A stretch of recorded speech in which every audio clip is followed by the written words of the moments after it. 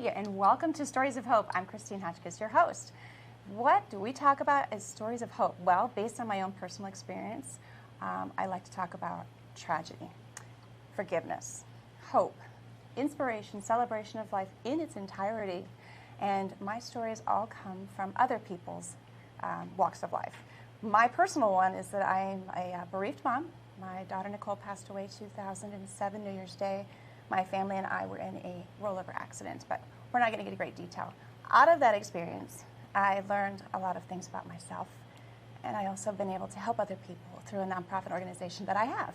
But again, we'll talk about it another time. Today, I have a very, very close friend of mine who survived a motorcycle accident. And I used to ride a motorcycle, and I dumped my bike once or twice, but those days are over. And in that world, some fun can be had. So there's a lot of rides that go on, and in this particular case, my friend Karla Young, who is my guest, thank you for coming, is the survivor of a motorcycle accident. And so we're going to turn this around to you and let you explain to me, well, first of all, tell me a little bit about yourself. I've been riding motorcycles for over 30 years. Oh, wow. So, okay. And it's always been something that I've enjoyed and really never planned to give up as long as I can. Right, yeah. Right. And that is even true. if I have to go to a trike, you know. I did actually look at that option, but my son said, "Mom, please, could you just be a girl?" I'm like, "Okay, I'll be a girl, but I'm still going to play." And I belong to a ladies' organization, social organization. I'm the recording secretary there, and that's in the auxiliary for the American Legion, plus another ladies' org. So I belong to a couple different social things. Okay. And so I keep busy with them, you know, plus work and, you know, lots of things going on. Did you serve that you're a part of the Legion? No, my dad did. So Okay. I'm that's why I can be auxiliary. Okay. And I'm Yeah. not well familiar with that. I apologize. And we just had Veterans Day, so at this time I want to thank everyone who has served in our country, past and current, and those are up and coming. So it's a big deal. So that's great that you can be on that side of it. All right. So let's get to the real deal here. We talked about motorcycle riding and the different rallies that go on throughout the year. You've got your Florida, you've got your Four Corners, you've got the one here in Arizona, and then you've got Sturgis. Everyone knows Sturgis, I think. Even if you don't ride a motorcycle, you know what Sturgis is.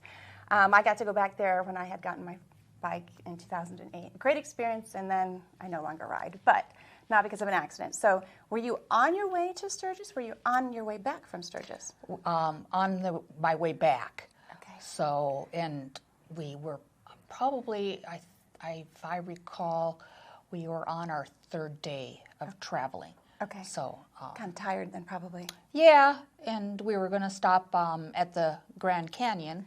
So, and we saw rain clouds in the, you know, down the road. So we stopped and put on our rain suits. And, Yeah, I know that one. You know, and Brad was ahead of me, so he didn't see what went on. And Now, was it just the two of you? Or was yes, it was actually So he had his own bike, you had your own bike? Yes. Okay. Yes. And so we don't know what really happened, other than possibly I Got too tired and nodded off. So this is where I actually get to come in and fill in a 3-month time, was it? 3 months of your life that you don't have any recollection of? I have no, well, about, 2.5 to 3 months that with the induced coma that I was far enough down that I don't have memory of it. So this was August, what year? August of 2010. Okay. So you just actually had an anniversary of Yes. 9 years.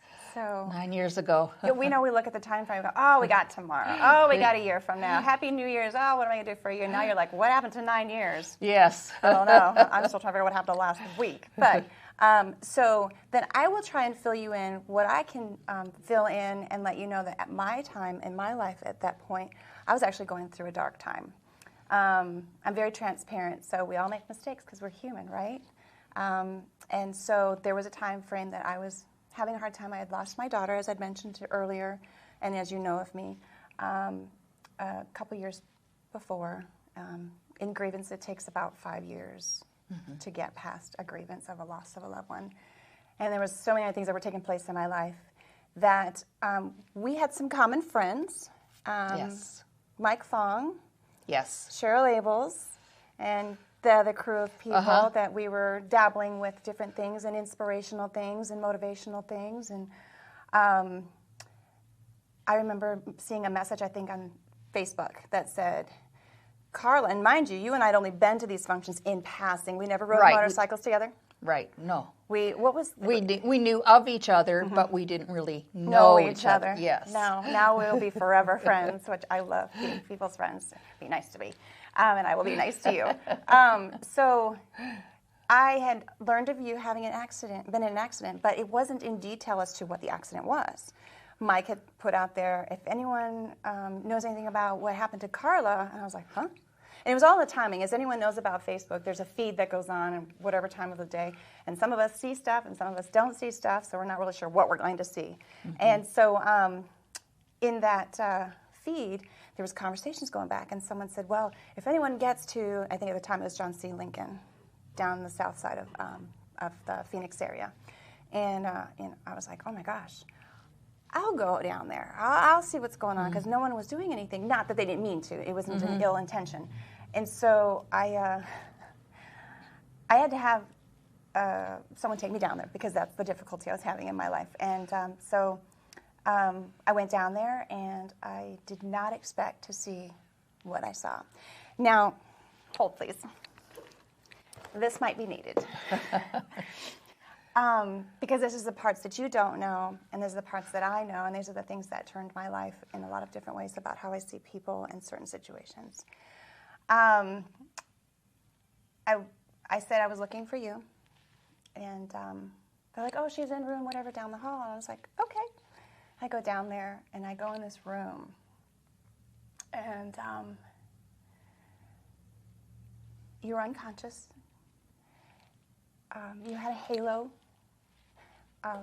Your arm was in a bunch of pins, holding it out to the side, laying in the bed. And I went, oh my gosh, this is more than I think anyone realized.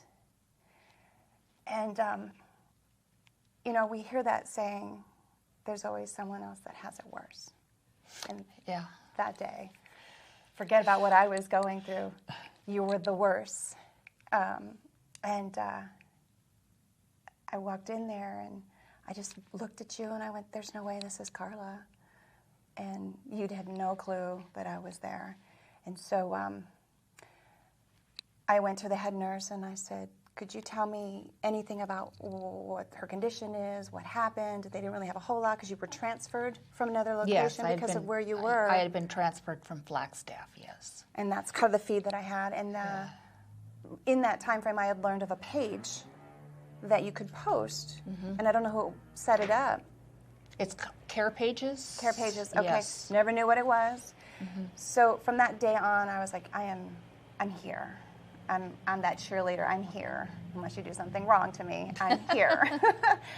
And I dedicatedly, going through my own stuff, was coming and seeing you.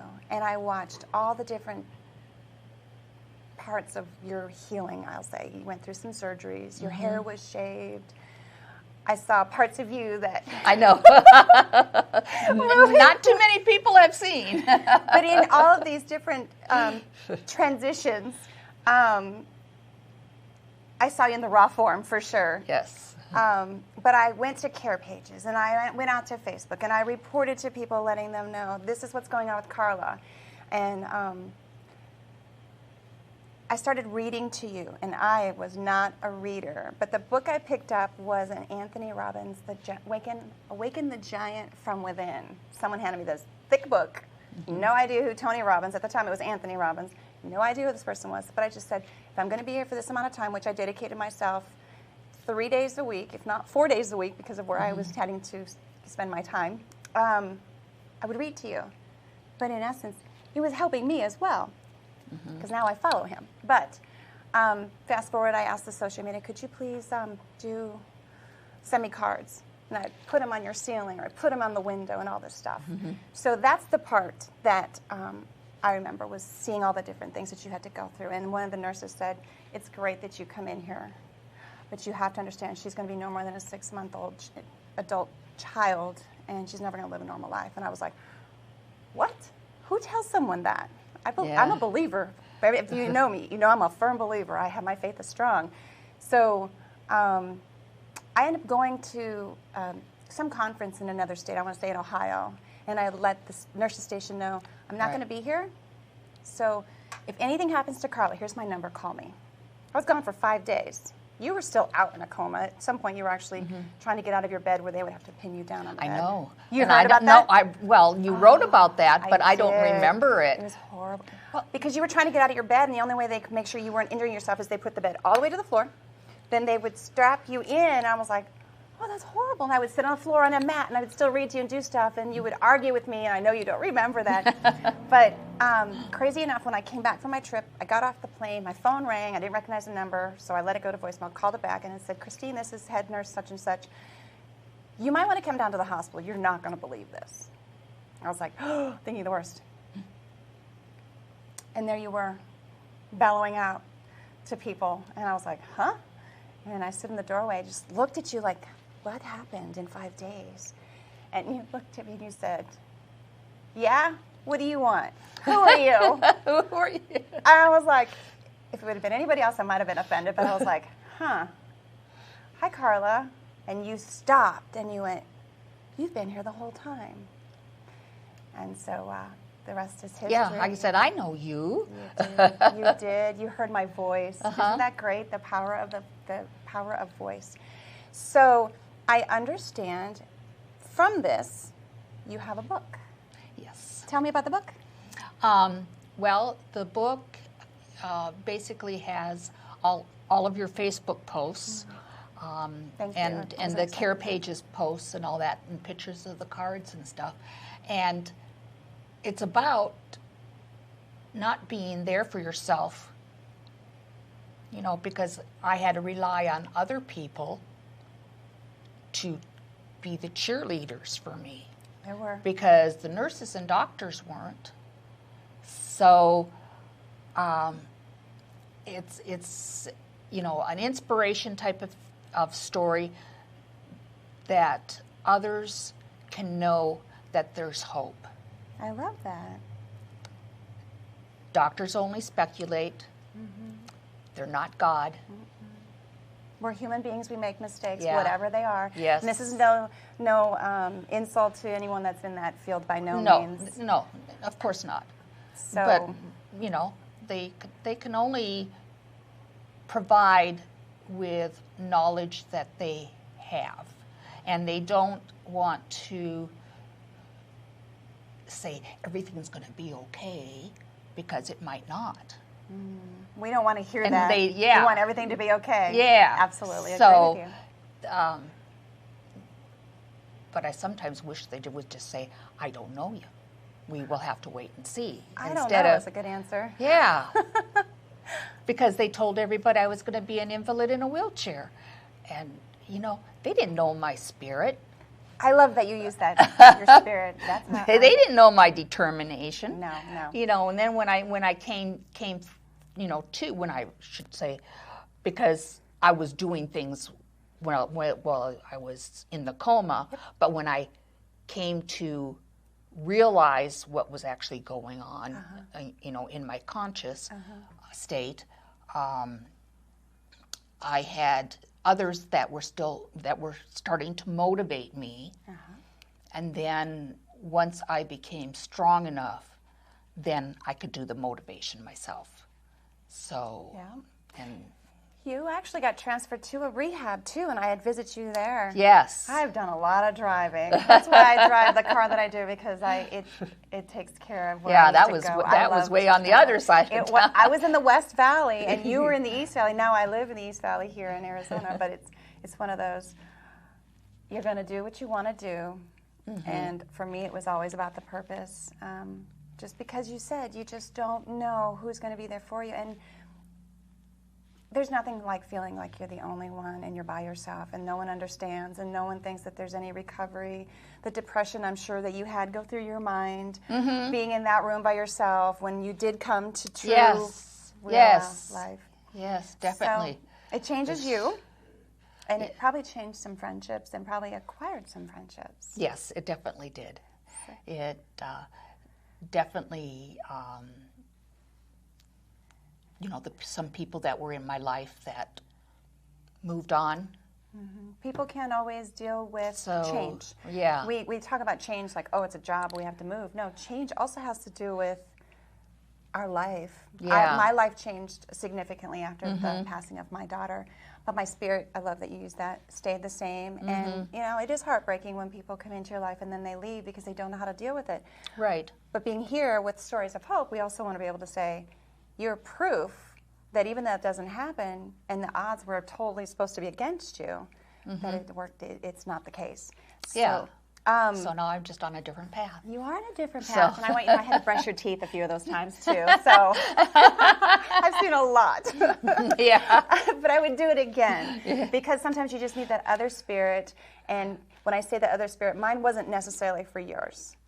Yours was also for mine because we were both broken. Mine was just a conscious broken. Yours was an unconscious broken. Yes. So I am very glad to know you at all these years that have passed by.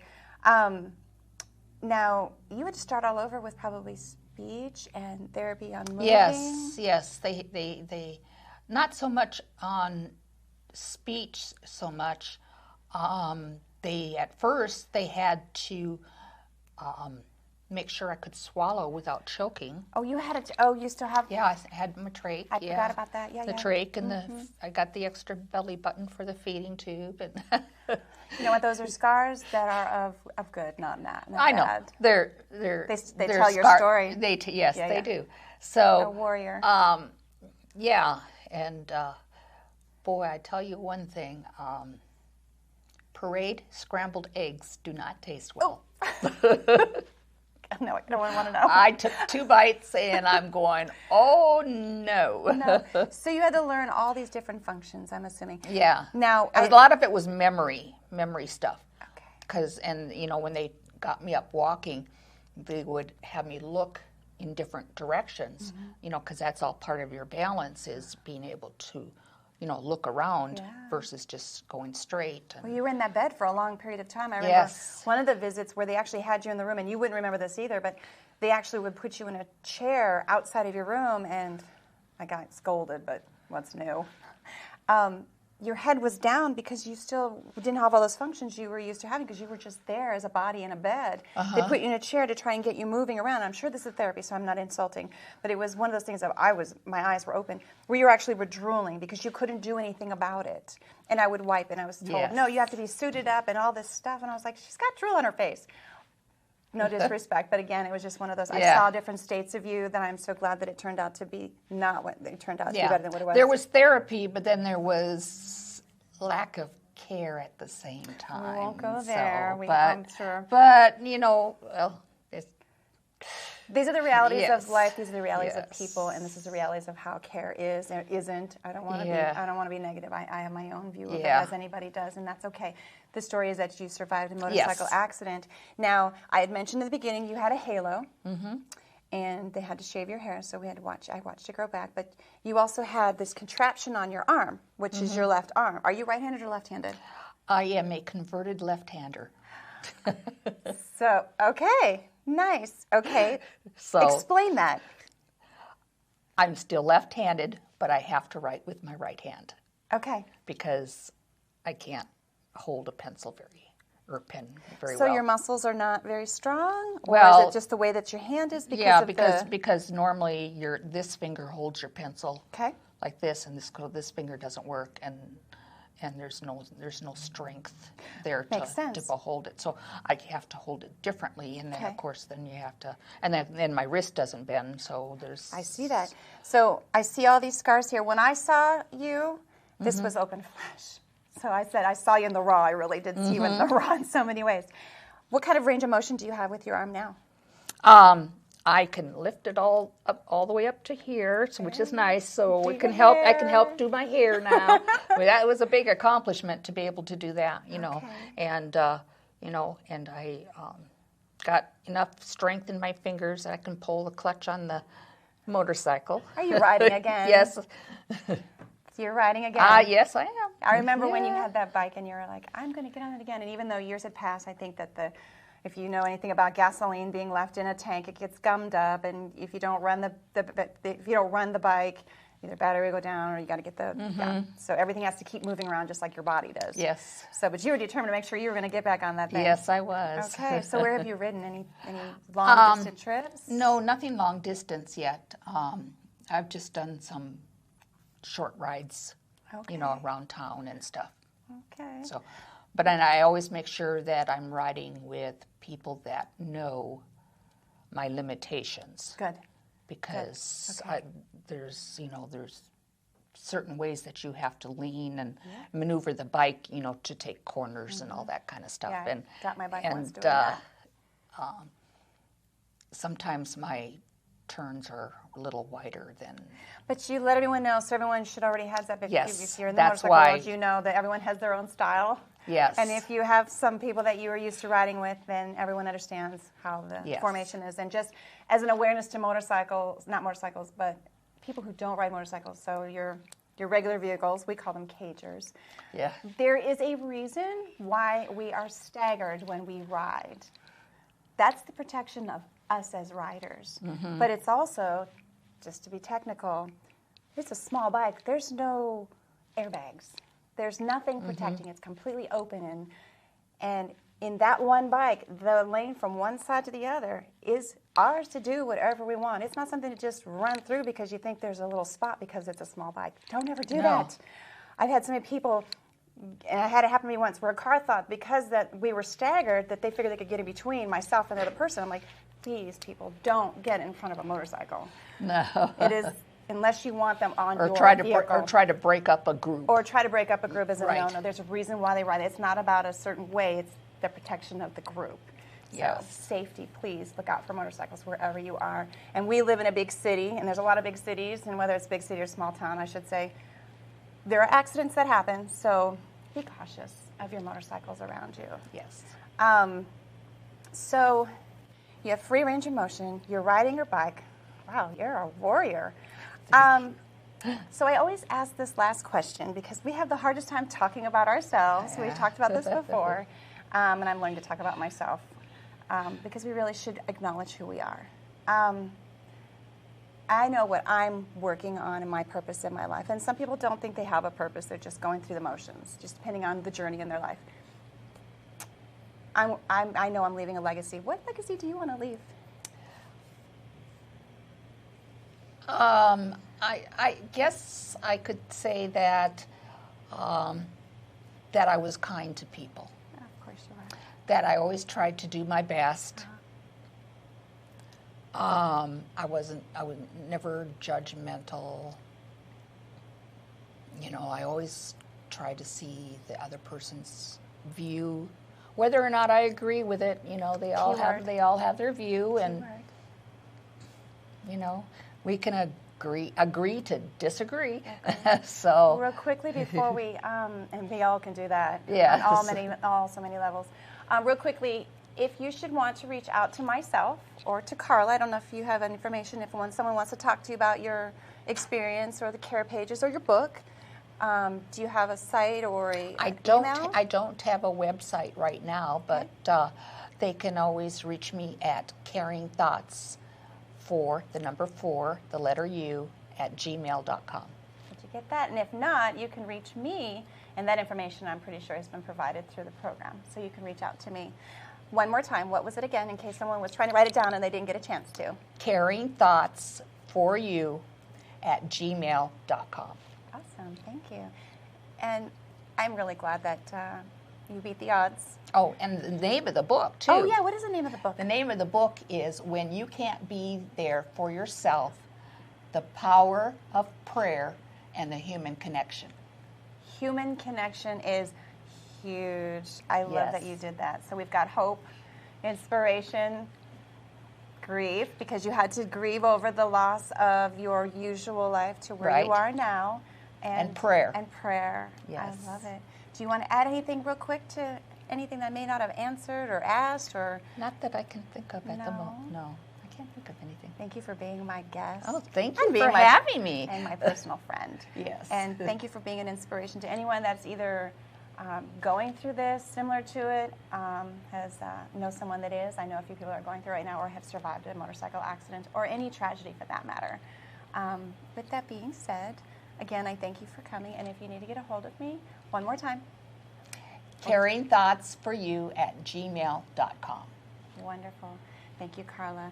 And until next time, blessings. The preceding program was brought to you by the Holy Spirit Broadcasting Network, HSBN Television.